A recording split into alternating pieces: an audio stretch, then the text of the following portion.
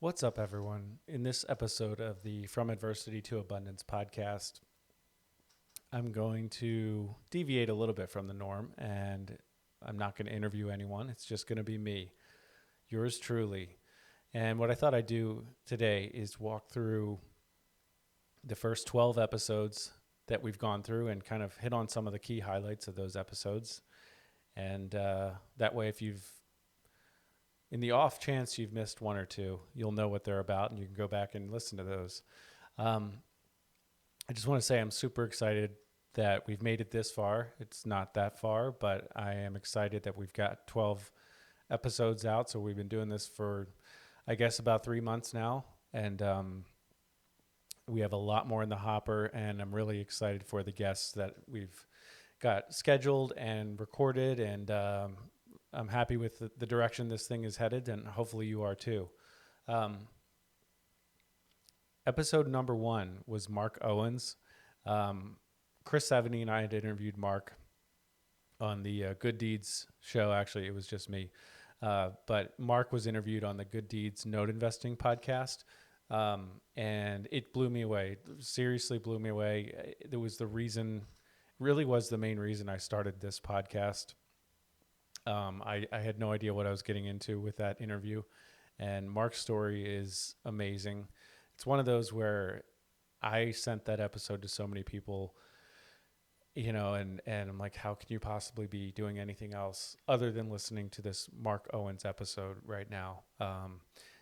Obviously, I understand people have other things to do, but Mark goes into his crazy but true stories of his early years in Baltimore, where he went down a dark path of drugs and crime, and eventually that led to bank robberies and even prison time. It really was not good. He's a really good storyteller, which makes the episode that much more entertaining. But it's a wild ride, and it's obviously all true. Mark did an amazing job of turning his life around. What he did was he kind of, you'll have to listen to it. There's several, I think about 3 key moments where he made decisions to take control of his life. But there was one that was a critical time where he said, that's it, enough is enough. And he turned his life around, became a successful real estate investor, and now doesn't have to work. Which is pretty awesome. So he's really a fantastic guest for this show. Tons of adversity, whether self-inflicted or not, and tons of abundance, and just a very inspiring episode. Number 2, I kind of cheated. Let's be honest. I took the Ryan Harris episode from the Good Deeds Note Investing podcast, where I had interviewed Ryan Harris, who is a 10-year veteran of the NFL, and he won a Super Bowl with Peyton Manning, and certainly faced a lot of adversity through his career. He had 9 surgeries over the course of his professional football career, and drops a lot of knowledge bombs and a lot of really good, inspiring information in this episode. He is a real estate investor, a business person, and very well spoken. It's a very, very professional episode. He talks about mantras such as I can, I am, I will. He's extremely passionate about helping and inspiring others, educating those who are not educated, particularly with financial literacy. He talks about how it's your right to be extraordinary, and that we need to embrace that right on an individual level, and then commit to educating ourselves and our communities, and essentially be the change that you want to see in the world. Episode 3 is a special one.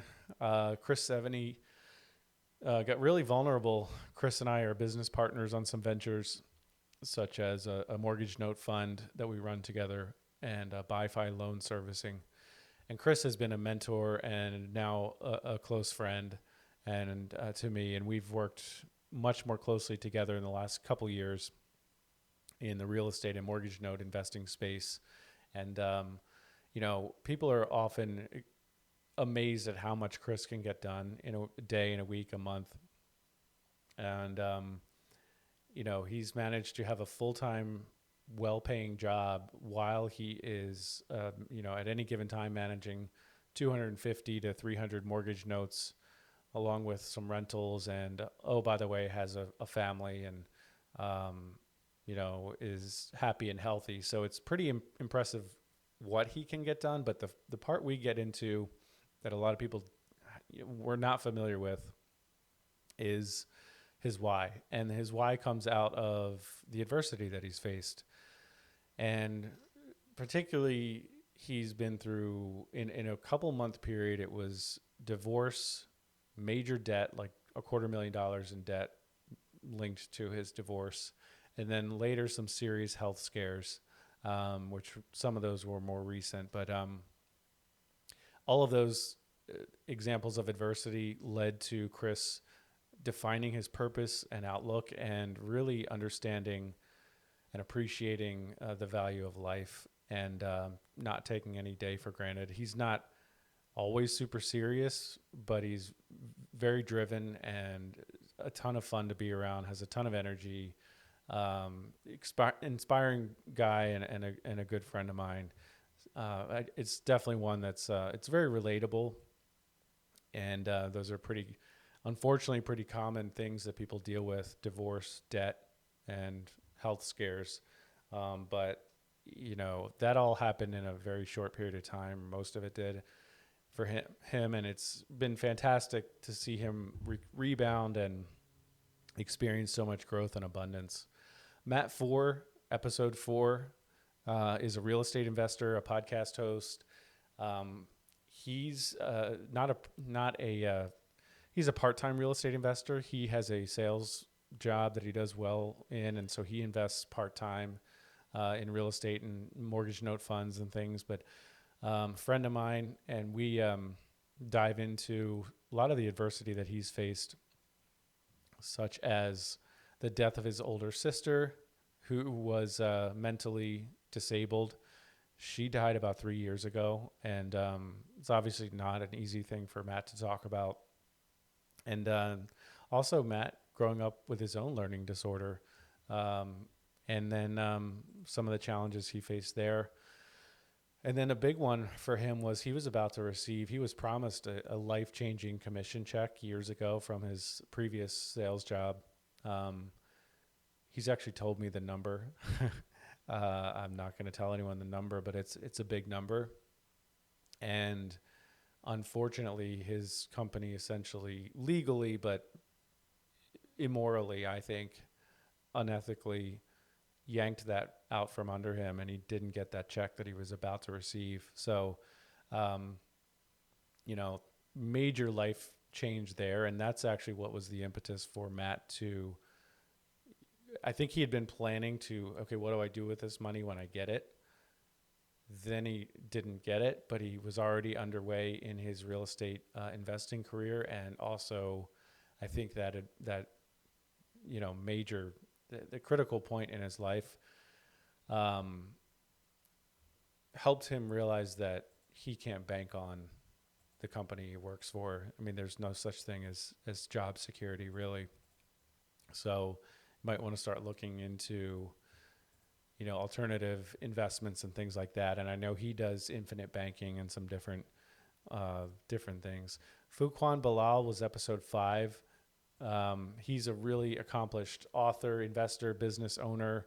He invests in numerous asset classes, and including mortgage notes, multifamily. He runs a fund, raises capital for that, and he's always adding value to different communities, including the communities in New Jersey that he's from.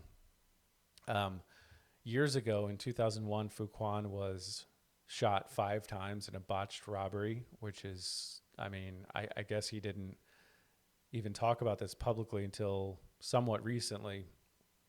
I can't even imagine.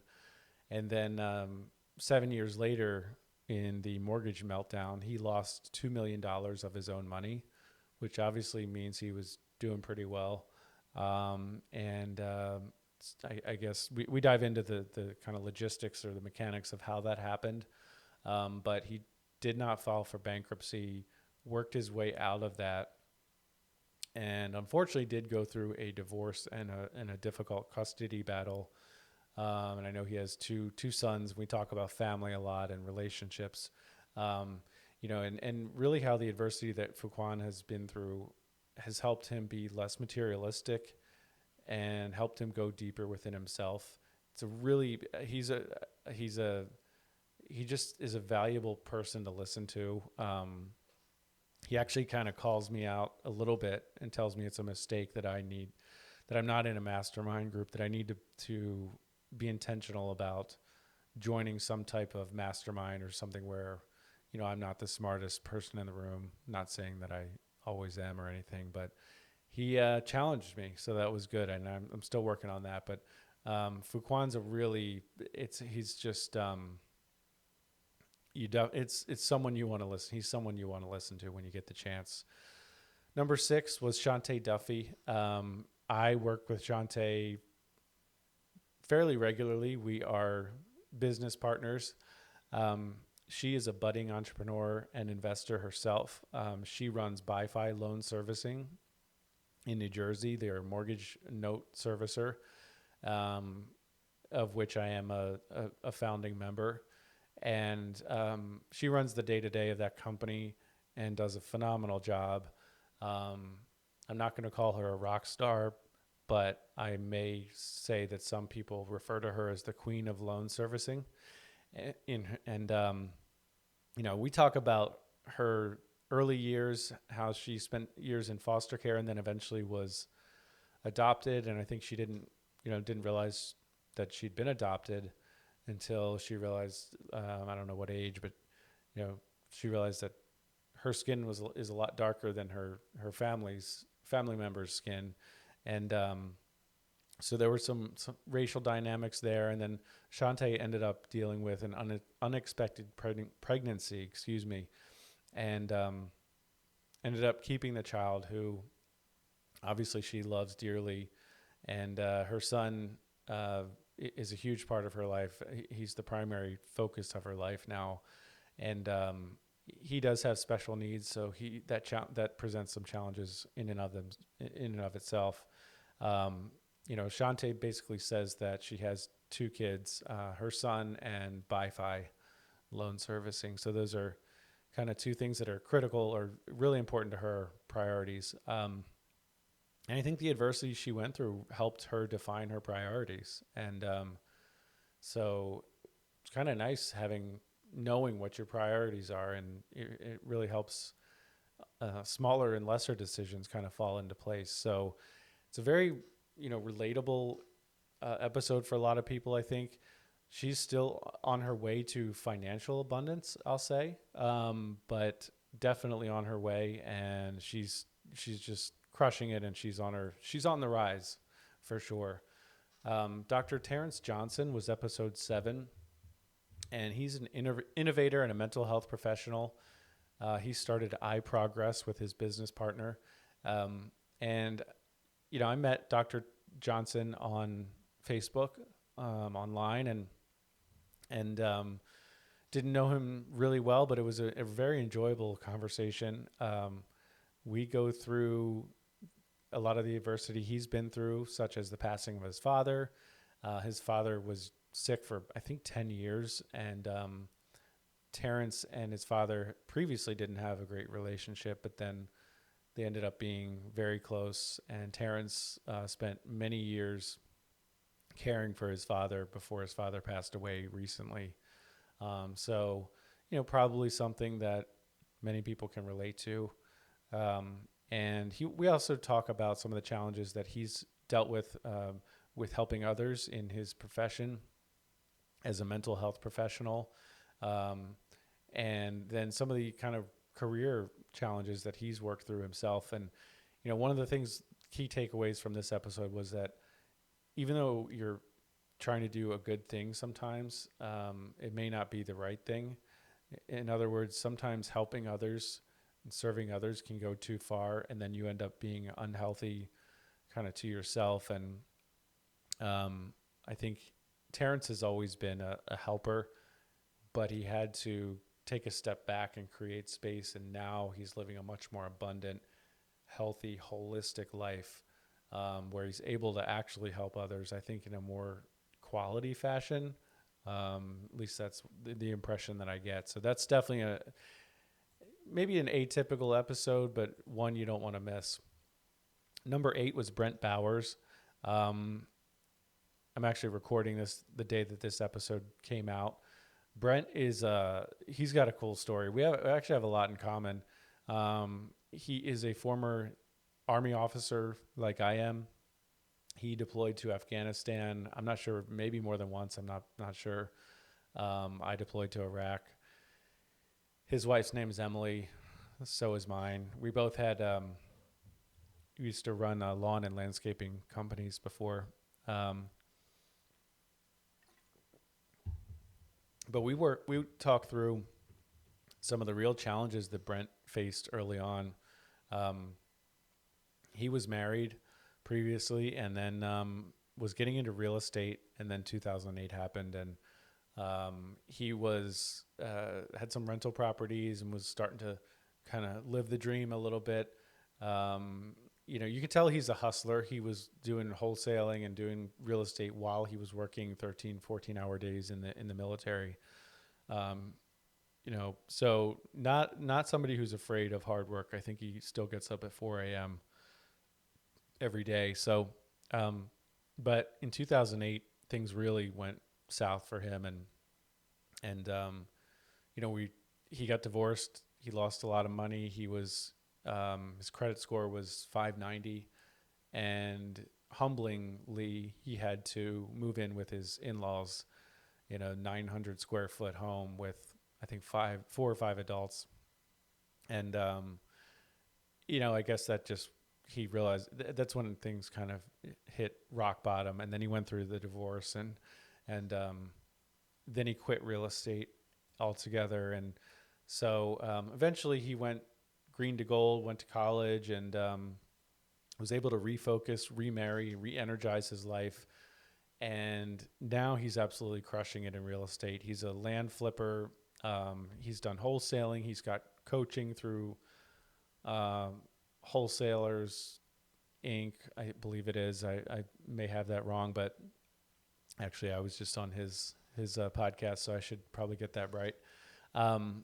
He's just a fun guy who definitely dealt with adversity and bounced back in a big way, and now is remarried, lives in Florida, is really just an action taker, and does very well financially, and is working on some really big deals right now, actually. So he has a bias toward action, and he just repeats the importance of teamwork. And I think they have a team of about 10 for his business, and you can tell he loves pouring into his team members and just adding value to those around him. Number 9 is Lewis Miranda.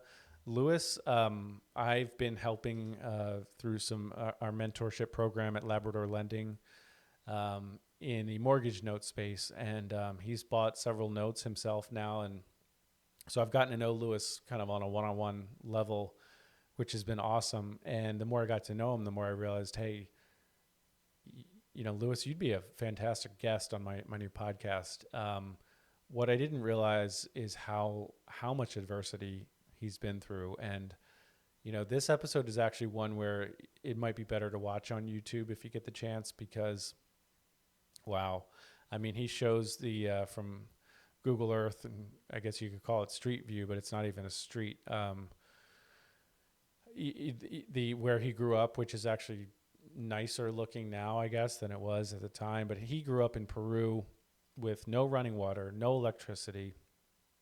He dealt with molestation, physical abuse, incredible instability and lack of safety and a lack of trust for his entire childhood. I think all the way through 18 or something.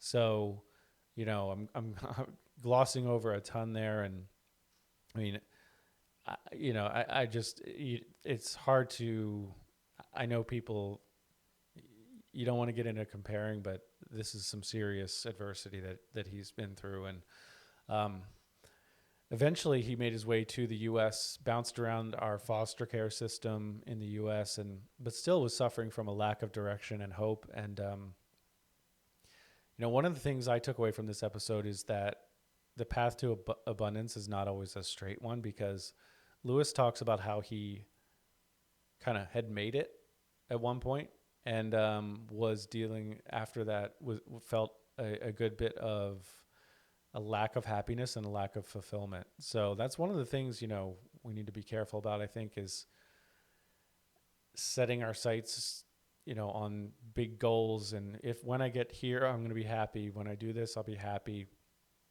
Not only because that takes away from living in the present and appreciating the present, but you may not be. And then what? And I think he dealt with, now what? And I think he talks about how he had serious thoughts of taking his own life, even after he'd, made it. And so we talk about how he's dealt with that, and he's now a Zen practitioner, and really an interesting one. It's pretty different than the rest of them. So I would check it out. Episode 10, I interviewed Beth Voiso Coots. I always said Boiso. I'm not sure. I did take French for 7 years, so thought that might, finally have paid off. But she says Boiso, I believe. Anyway, Beth is the vice president of J.B. Lloyd and Associates, which is a thriving insurance company, and she's an accomplished, growth-oriented businesswoman with an abundance mindset. Beth, like Shantae, has faced an unexpected pregnancy at a young age, 17. Then she faced a divorce. Then she faced serious health challenges, not with her own self, but both her ex-husband and her current husband had potentially life-threatening health challenges. And I'm not going to go into that too much here, but you should definitely take a listen to it and listen to how she dealt with that. What comes out of this episode for me is Beth's incredible faith and, the way she appreciates life, and how life is not all about Beth. It's really about doing whatever you need to do to sacrifice for those you love. Beth talks about how there's a plan. There's always, everything happens for a reason. Being able to see life's challenges as blessings. I know that's easier said than done. And then she also drops some really good book recommendations and some health tips, actually, which is pretty cool toward the end. Two more. Episode 11, Matt Izzo. I've been following Matt on Twitter for a little bit now, and man, he is super inspiring. I really enjoyed this episode. Matt has lost 75 pounds 3 times. So, he should almost, market that as whatever it is, 225 pounds. But this third time, he's kept it off for 5 years. And the third time is clearly different. This, you could tell, is a real transformation that's permanent. And he's now training for an Ironman. I think he's done a half Ironman, if I'm not mistaken, already. I think his Ironman is fast approaching here. And it's just crazy. If you go on Twitter, check out Matt's before and after pictures. It's awesome. And it's not just the weight. It's the weight is a big part of it. But actually, he talks about how, previously for many years, he found himself in an unhealthy and depressing environment where he felt stuck. And I think he didn't even know that was his default mindset. It's like, that's what it is. And that's how he viewed life. And then he talks about how, and these are his words, for a while he hated himself because he was fat. But then he realized that it's not that he hated himself because he was fat. He hated himself and he was fat. So he hated himself in and of itself. In other words, it wasn't until he addressed the underlying mental and emotional issues where he was actually able to make a permanent change with regard to his physical health. And so, again, it's not all about just losing weight quickly and looking better. This one really goes into, this episode is really geared toward a holistic approach of getting healthy. And he just really is super inspiring. I really enjoyed talking to him because you just feel energized. In fact, he uses the word energy probably 5 times or more in this episode. Energy is so important. And he just, he just turned his life around. He stopped drinking. I have all these bullet points in the summary on this one because he just has so many quotes and so many positive and inspirational messages. It was a really good one. His girlfriend lost about 100 pounds as well, basically by just watching his example. And I'm sure there was a lot more to it. It's not an easy thing, but he talks about how, your actions speak louder than words. The inside reflects the outside and the outside reflects the inside. And he's just feeling life a lot more now than he used to. He's feeling emotions and energy. And he talks about how 25 years of growth created this transformation. And so, it's a long time coming, but it's really exciting to see. I mean, I just started following him, getting to know him a little bit. But he's a business person now, and he's a fitness coach. So if you're looking for any kind of, particularly he's doing long distance endurance training now, but I think he wants to get into some other fitness stuff for himself. But I don't see how you can walk away from dealing with him and not be inspired. So I definitely recommend reaching out to him. And then episode 12, Chris Larson of Next Level Income. Chris also has a phenomenal story, and unfortunately sad, and but also extremely inspiring. And Chris is doing very well in real estate. He's got a book out, or more than one, and he manages multiple funds. They do multifamily investing. That's their go-to. And then they also do self-storage as well as car washes. Some big stuff. I think they've raised like $50 million. I'm not really sure if it's a big number. But that may sound all impressive and everything, but he gets really vulnerable in this episode, and we talk a lot about the human element of, growth in life. And we talk about the deaths of his parents. His father died when Chris was 5 and in a plane crash. And then his mother died of cancer. And I believe Chris and his mother still had some unresolved issues. And then the biggest one, as far as from what Chris says, is as far as the impact on him, was the tragedy of the loss of his best friend and his training partner, also named Chris. They were training for bike races, long distance bike races, I believe, and best friends all through high school. And it just sounds like one of those, like, out of the blue, your best friend dies, and something he's never going to be able to replace. And so how does he deal with that? And and it's really inspiring. I think he realizes now that the people, his loved ones who have passed away, would want him to be crushing it, and would want him to take every day, live it to the fullest. And he's definitely doing that. He says the loved ones would want him to live his best life. He truly understands the value of time. And he thinks the earlier in your life that you face challenges, the more resilient and more successful you can be. And he talks about that there's data to back that up, actually. And, that you shouldn't judge someone based on not knowing their story. It's a really, really good episode. So definitely a high quality guest for sure. Perfectly fits the profile of the guest for our show, from adversity to abundance. Certainly Chris is still going to deal with adversity, but he is absolutely living an abundant life, and a very, very intentional life. That's another thing that I took away from that one. His life is very intentional, and I'm sure he can have a good time and be funny and all that, but it's like he's definitely making an impact and living and doing well and living just living successfully. And so so that wraps up the summary for these 12. Again, thank you for listening. I'm really excited about this new podcast we've got going, and it is meant to be real estate and business focused, but we are going to branch out and get some different, fitness or mental health professionals and things like that. And we'll always bring it back to real estate and business.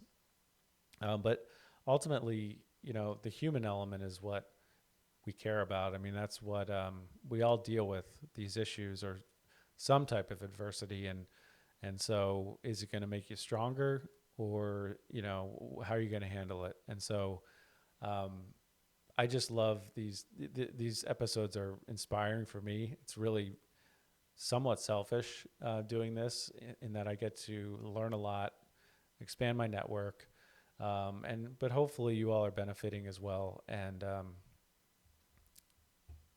please, if you do enjoy the show, please give us a rating and review, hopefully a positive one. It really does help. And please share the episode with your friends and family members and associates and peers. We really do appreciate it. And check out our website, labradorlending.com.